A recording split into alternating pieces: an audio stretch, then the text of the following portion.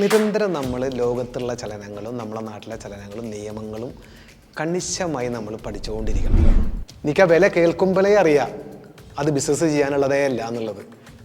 Market റേറ്റിനേക്കാൾ $400-500 കൊടുത്ത് ആര് മേടിക്കും? പിന്നെ ഒരു സക്സസ് എന്ന് പറയുന്നത് പല സാഹചര്യങ്ങളുടെയും ഒരു കൂടിച്ചേരലാണ്. നമ്മളിപ്പോൾ ചരക്ക് കയറ്റി വിട്ട് കഴിഞ്ഞാൽ നിങ്ങൾക്ക് പണം കിട്ടണമല്ലോ.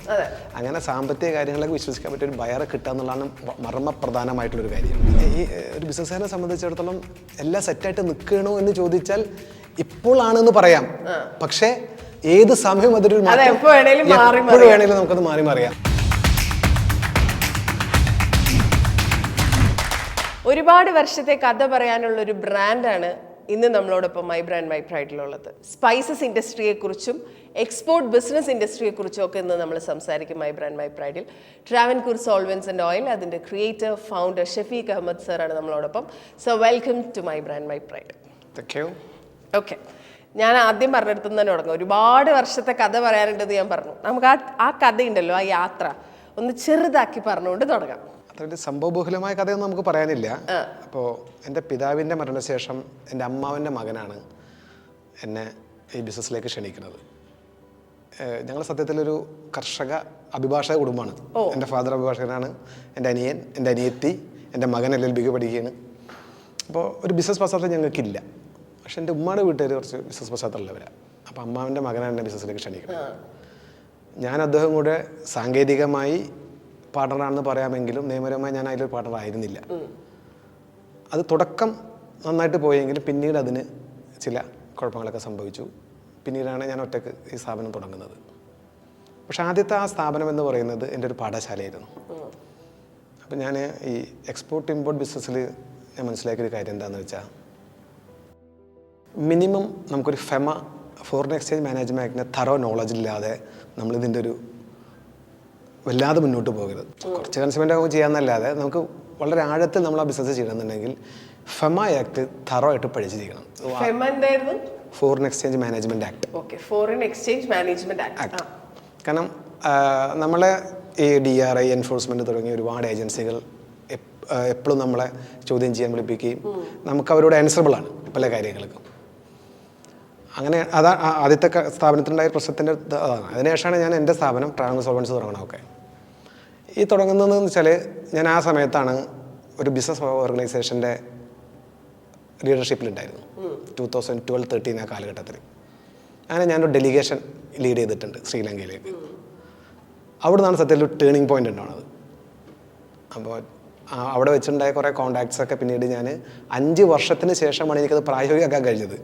2012 ഞാൻ ഡെലിഗേഷൻ പോയി, അവിടുന്ന് കുറേ കോൺടാക്ട്സ് കിട്ടി, പല പല മീറ്റിംഗ്സ് ഒക്കെ നടന്നെങ്കിലും നിരന്തരമായ ബന്ധങ്ങൾക്ക് ശേഷം 2016 ലാസ്റ്റ് 17 കൂടിയിട്ടാണ് ഞാൻ ശ്രീലങ്കയിൽ നിന്ന് കൊണ്ടുവരാൻ സാധിക്കണം. പിന്നെ അത് അവിടെ നിന്നാണ് സത്യം പറഞ്ഞ ഒരു വലിയൊരു ഒരു പുരോഗതി ഉണ്ടാവുന്നത്. പിന്നെ റെഗുലറായിട്ട് ഞാൻ ബ്ലാക്ക് പെപ്പർ, ക്ലൗസ്, അതുപോലെ തന്നെ മെയ്സ്, അങ്ങനെ പല പല സ്പൈസസിൻ്റെ പ്രോഡക്ട്സ് നമ്മൾ ഇമ്പോർട്ട് ചെയ്തു. മാർക്കറ്റ് കൂടുതലായിട്ട് ഞാൻ ബ്ലാക്ക് പെപ്പറാണ് ചെയ്തിരുന്നത്. ഇപ്പോൾ അറൗണ്ട് 200 crores ഒരു ടേൺ ഓവർ ഇപ്പോൾ ഉണ്ട്. അപ്പോൾ ഈ ട്രാവൻകൂർ സോൾവെൻറ്റ്സ് ആൻഡ് ഓയിൽസ് നമ്മളിപ്പോൾ ബ്രാൻഡിനെ കുറിച്ച് പറഞ്ഞെങ്കിൽ ഈ ബ്രാൻഡ് എന്താ ചെയ്യുന്നതെന്നുള്ളത് കൃത്യമായിട്ട് പറഞ്ഞിട്ടില്ല. അതൊന്ന് ആദ്യമായിട്ട് കേൾക്കുന്നവർക്ക് വേണ്ടിയിട്ട് എന്താണ് ആക്ച്വലി നിങ്ങൾ ചെയ്യുന്നത്? സ്പൈസസിൻ്റെ ഇമ്പോർട്ട് ആൻഡ് ട്രേഡാണ് ഞാൻ പ്രധാനമായിട്ടും ചെയ്യുന്നത്. എൻ്റെ പേരും എൻ്റെ സ്ഥാപനത്തിൻ്റെ പേരും ഇതും തമ്മിൽ വലിയ ബന്ധമില്ല. കാരണം എന്താണെന്ന് വെച്ചാൽ ഞങ്ങൾ ആദ്യത്തെ സ്ഥാപനം പെട്രോളിയം പ്രോഡക്ട്സ് ആണ് ചെയ്തിരുന്നത്. അതുകൊണ്ടാണ് ഈ സോൾവെൻറ്റ്സ് ആൻഡ് ഓയിൽസ് ഉള്ള പേര്. പിന്നെ അതൊരു ഷോറൂം ബിസിനസ് അല്ലാത്തത് കൊണ്ട് പേരിന് വലിയ പ്രസക്തി ഇല്ല. പിന്നെ കസ്റ്റംസിലൊക്കെ ആണെങ്കിൽ അല്ലെങ്കിൽ ഓഫീസേഴ്സിന്റെ ഇടയിലൊക്കെ ആണെങ്കിൽ ട്രാവൻകൂർ സോൾവെൻറ്റ്സ് എന്ന് പറഞ്ഞാൽ എല്ലാവർക്കും ഫെമിലിയർ ആണ്. പിന്നെ പേര് അപ്പൊ ആ പേര് മാറ്റിക്കഴിഞ്ഞാൽ അത് ബുദ്ധിമുട്ടല്ലേ എന്ന് കരുതിയിട്ടാണ് അതുകൊണ്ടാണ് ഞാൻ അത് തന്നെ കണ്ടിന്യൂ ചെയ്തത്. പലരും എന്നോട് ചോദിക്കാറുണ്ട് എന്താണ് ഈ സോൾവെൻറ്റ്സ് ആൻഡ് ഓയിൽസ് ചോദിക്കാറ്. അത് ഇതാണ് കാരണം. തുടങ്ങിയത് പെട്രോൾ പ്രോഡക്ട്സിലാണെങ്കിലും പിന്നീട് നമ്മൾ ഇതിലേക്ക് വന്നപ്പോൾ ഞാൻ പേര് മാറ്റിയില്ല. ഇപ്പോൾ ഇതിൻ്റെ ഈ സ്ട്രഗിൾസ്, ഇപ്പോൾ സാർ ആദ്യം പറഞ്ഞ കുറേ സ്ട്രഗിൾസ് ഒക്കെ ഉണ്ടല്ലോ, ഇതൊക്കെ മാറി സംഭവം സെറ്റായിട്ട് നിൽക്കുകയാണോ? അല്ല, ഒരു ബിസിനസ്സുകാരെന്ന് പറഞ്ഞാൽ എപ്പോഴും ഏത് സമയവും നമുക്ക് എന്തും പ്രതീക്ഷിക്കാം. ഇപ്പം നമ്മൾ ഇപ്പോൾ യുദ്ധം തുടങ്ങി, അപ്പോൾ ഒരു പ്രതിസന്ധി ഉണ്ടാവും. ഉണ്ട്. അങ്ങനെ ഈ ഒരു ബിസിനസ്സുകാരനെ സംബന്ധിച്ചിടത്തോളം എല്ലാം സെറ്റായിട്ട് നിൽക്കണോ എന്ന് ചോദിച്ചാൽ ഇപ്പോഴാണെന്ന് പറയാം. പക്ഷേ ഏത് സമയം അതൊരു എപ്പോഴും വേണേലും നമുക്കത് മാറി മറിയാം. എന്താന്ന് വെച്ചാൽ ഇപ്പം ഞങ്ങളൊരു കൺസൈൻമെന്റ് എന്ന് പറഞ്ഞാൽ മിനിമം ഏതാണ്ട് 2 കോടിയിൽ താഴെ രൂപ വരും. ഞങ്ങളൊരു കൺസൈൻമെന്റ് എന്ന് പറഞ്ഞാൽ ഒറ്റ കൺസൈൻമെന്റ്. ആ ഒരു കൺസൈൻമെന്റ് ഞങ്ങൾക്ക് എന്തെങ്കിലും പ്രയാസങ്ങൾ വന്നു കഴിഞ്ഞാൽ നിങ്ങൾക്കറിയാലോ, ആ ഫിഗറിന്റെ ഒരു വലുപ്പം നിങ്ങൾക്കറിയാലോ, വല്ലാതെ ആകെ ഒലയും ഞങ്ങൾ. മനസ്സിലായി. അപ്പൊ ഈ വാറിനെ കുറിച്ച് പറഞ്ഞുകൊണ്ട് ഞാൻ ചോദിക്കുക, ഈ വാർ നമ്മുടെ ഇൻഡസ്ട്രിയെ എങ്ങനെയാണ് എഫക്ട് ചെയ്യുന്നത്? സാറിന്റെ ബിസിനസിനെ എങ്ങനെയാണ്? എക്സ്പോർട്ടിനെ വല്ലാതെ ബാധിക്കും. എക്സ്പോർട്ടിനെ ബാധിക്കും. ഇപ്പം സത്യത്തിൽ ഞാൻ എക്സ്പോർട്ടിൻ്റെ ടോട്ടൽ ബിസിനസ്സിനകത്ത് കുറച്ചേ എനിക്ക് എക്സ്പോർട്ട് ഉള്ളൂ. എക്സ്പോർട്ടിനെ വല്ലാതെ ബാധിക്കും. ഞാൻ ശ്രീലങ്കയിൽ നിന്നും ഇന്തോനേഷ്യയിൽ നിന്നും ഇമ്പോർട്ട് ചെയ്യുന്നത് കൊണ്ട് കാര്യമായിട്ട് തന്നെ ഇമ്പോർട്ടിനെ ബാധിക്കുന്നില്ല. പക്ഷേ മിഡിൽ ഈസ്റ്റിലേക്കൊക്കെ എക്സ്പോർട്ട് ചെയ്യുന്ന ആൾക്കാർക്കുണ്ടെങ്കിൽ ഭയങ്കരമായിട്ട് അത് ബാധിക്കും. കാരണം ഇപ്പോൾ പിന്നെ ജബലലി പോർട്ട് അടച്ചിട്ടിരിക്കുകയാണ്, ഫുജൈറ പോർട്ട് മാത്രമേ തുറന്നിട്ടുള്ളൂ, ആക്റ്റീവായിട്ടുള്ളൂ. അങ്ങനെയുള്ള പ്രതിസന്ധികളുണ്ട്. പിന്നെ ഇതിന്റെ പേയ്മെന്റ്, ഇപ്പം നമ്മളൊരു ബിസിനസിന്റെ സക്സസ് എന്ന് പറഞ്ഞാൽ എങ്ങനെ, നമ്മളൊരു ബിസിനസ് ചെയ്ത് അതിന്റെ പേയ്മെന്റ് തിരിച്ച് നമ്മളെ അക്കൗണ്ടിൽ വരുമ്പോഴാണ് അതിന് പൂർണ്ണത വരുന്നത്. അതെ, ഓഫ് കോഴ്സ്. നമ്മളൊരു സാധനം കാശ് കൊടുത്ത് മേടിക്കുന്ന അത് വിറ്റ് അതിന്റെ കാശ് കയ്യിലെത്തിയാലേ അതുകൊണ്ട് പൂർണ്ണത ഉണ്ടാവുള്ളൂ. അപ്പോൾ ഈ ഇപ്പൊ യുദ്ധം ആരംഭിച്ചു കഴിഞ്ഞാൽ എൻ്റെ സംബന്ധിച്ചിടത്തോളം പറഞ്ഞാൽ എക്സ്പോർട്ടേഴ്സിനെ സംബന്ധിച്ചിടത്തോളം പറയാണ്, പേയ്മെന്റ് ഡിലേ വരുമ്പോൾ നമുക്കൊന്നും പറയാൻ കഴിയില്ല. അവർ നിരന്തരം ചെയ്യുന്ന ഒരാളോട് ഇങ്ങനെ പേയ്മെന്റ് കുറച്ച് ഡിലേ ഉണ്ടെന്ന് പറയുമ്പോൾ നമുക്ക് എന്തെങ്കിലും പറയാൻ കഴിയുമോ? ഒന്നും പറയാൻ കഴിയില്ല. പിന്നെ ഭൂരിഭാഗം പേര് LC ഓപ്പൺ ചെയ്തും ഒക്കെയാണ് ചെയ്യുന്നത്. എന്നാൽ പോലും കുറെ കഴിയുമ്പോൾ നിരന്തരമായ ഇടപാട് ചെയ്യുമ്പോൾ LC ഓപ്പൺ ചെയ്യാതെയൊക്കെ ഡയറക്റ്റ് ആയിട്ടൊക്കെ ഡോക്യുമെന്റ് അയച്ചു കൊടുക്കുകയൊക്കെ ചെയ്യും. മനസ്സിലായി. ഇപ്പം ഈ നമ്മൾ ഇപ്പം സോഷ്യൽ മീഡിയയിലാണല്ലോ നമ്മൾ ഒരുവിധം കാര്യങ്ങൾ അറിയുന്നത്. ഇപ്പം ബിസിനസ്സുകളും അങ്ങനെ തന്നെയാണ്. ഇപ്പോൾ ബേസിക്കലി യങ്സ്റ്റേഴ്സിൻ്റെ ഇടയിൽ സ്വന്തമായിട്ടൊരു ബ്രാൻഡ് എന്നുള്ള തോട്ടുള്ളതുകൊണ്ട് ഈ ബിസിനസ് ഓപ്പർച്യൂണിറ്റീസിനെ കുറിച്ച് നമ്മൾ ഒരുപാട് കാര്യങ്ങൾ കാണാറുണ്ട് സോഷ്യൽ മീഡിയയിൽ. ഈ എക്സ്പോർട്ട് ബിസിനസ്സിനും അങ്ങനെ കാണാറുണ്ട്. അപ്പോൾ as A person who is in the industry, export business relate ചെയ്ത് സോഷ്യൽ മീഡിയയിൽ സാറ് കാണുന്ന ഏറ്റവും വലിയ മിത്തുകൾ എന്തൊക്കെയാണ്?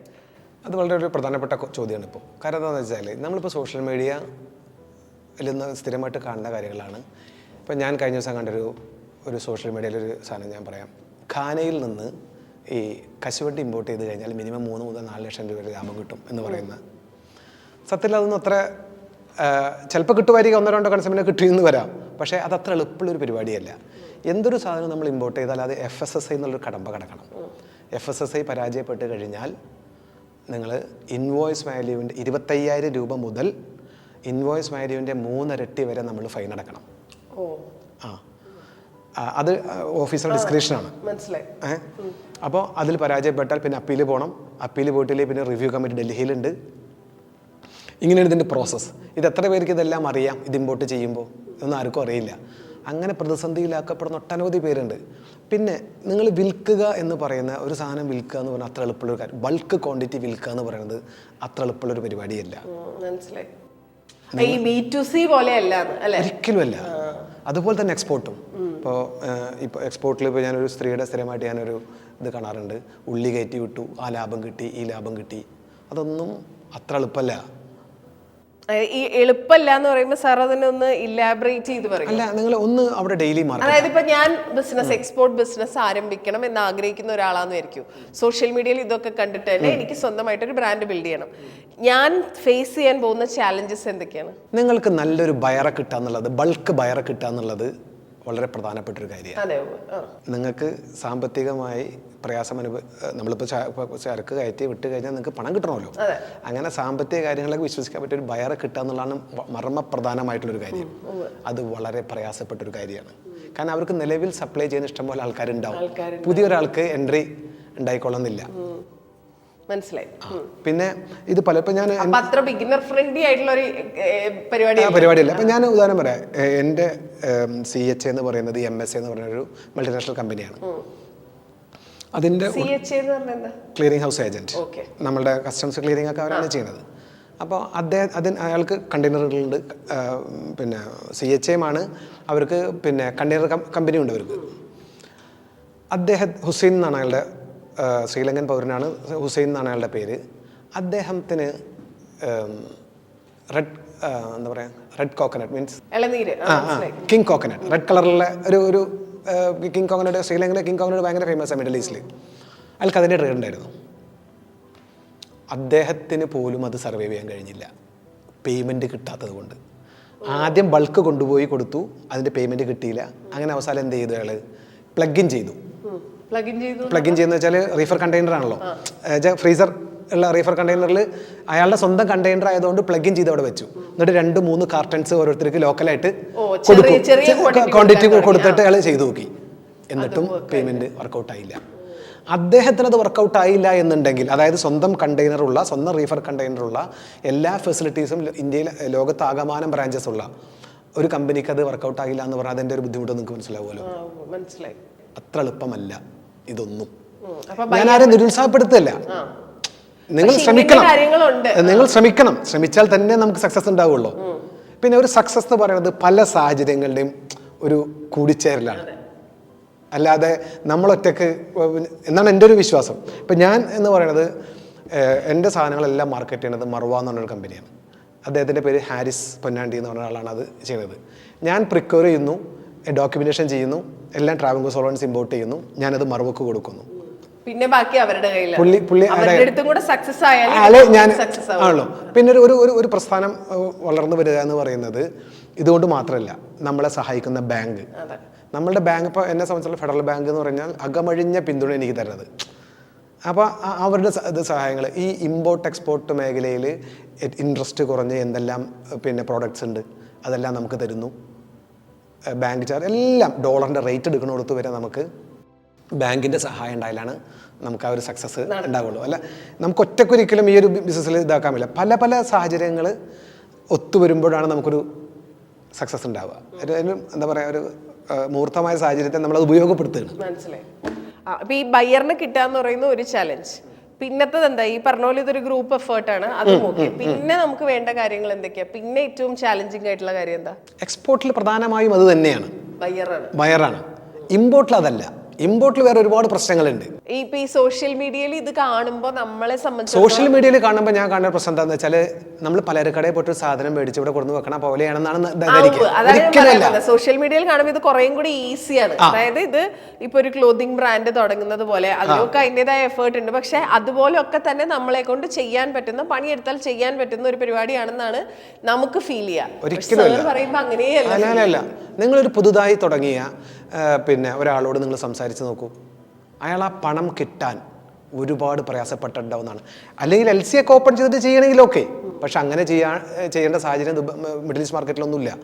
എല്ലാവരും അവിടെ കൊണ്ടുപോയി ഇറക്കി വെച്ച്, അവിടെ ഒരു മാർക്കറ്റിൻ്റെ ഒരു പേര് ഞാൻ മറന്നുപോയി, ആ മാർക്കറ്റിൽ വെച്ച് വിൽക്കണവർ, എന്നിട്ട് പൈസ കളക്ട് ചെയ്ത് വന്നതിന് ശേഷമാണ് ഇവർ അയച്ചു തരുന്നത്. എത്ര കണ്ട് വിശ്വാസം ഉണ്ടെന്നൊന്നും നമുക്ക് പറയാൻ കഴിയില്ല. എത്രയോ പേര് പെട്ടുപോയിട്ടുണ്ട്. മനസ്സിലായി. അങ്ങനെ ആരുടെയെങ്കിലും പെട്ടുപോയ കഥകൾ സാറിന് കിട്ടിയിട്ടുണ്ടോ? സ്റ്റോറീസ് എന്തെങ്കിലും? അതായത് അതിലേക്ക് ഇറങ്ങി രക്ഷപ്പെടാൻ പറ്റാണ്ട് പോയ ഇഷ്ടംപോലെ ആൾക്കാരുണ്ട്. ഞാൻ ഇമ്പോർട്ടിൽ, എനിക്ക് എക്സ്പോർട്ടിനേക്കാൾ ഇമ്പോർട്ടിൽ ഇഷ്ടംപോലെ. ഈ റംസാൻ മാസത്തിൽ തന്നെ അതുപോലെ ഈത്തപ്പഴം, റംസാൻ്റെ ഒരു സീസണാണ് ഈത്തപ്പഴം വന്നിട്ട് FSSAI ക്ലിയർ ആവാതെ അവസാനം എങ്ങനെയൊക്കെ FSSAI അപ്പീൽ പോയി FSSAI ക്ലിയർ ചെയ്ത് വരുമ്പോഴത്തേനും ഇതിന് സീസൺ കഴിയും.